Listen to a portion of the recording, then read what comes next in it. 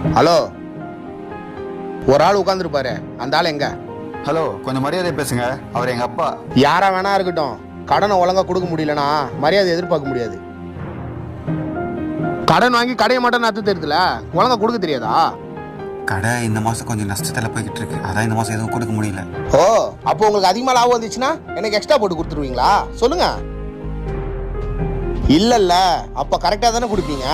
அதே மாதிரி நஷ்டமானாலும் கொடுக்கணும். போயிட்டு சாயங்காலமா வரேன், பணத்தை எடுத்து வைக்க சொல்லுங்க. ஹலோ, சொல்லுங்கப்பா. ஒரு நிமிஷம்ப்பா. ஆமாப்பா, என் பாக்கெட்ல தான் இருக்கு. கொஞ்சம் சீக்கிரம் வரியாப்பா? சரிப்பா, இது வரேன். ஹலோ,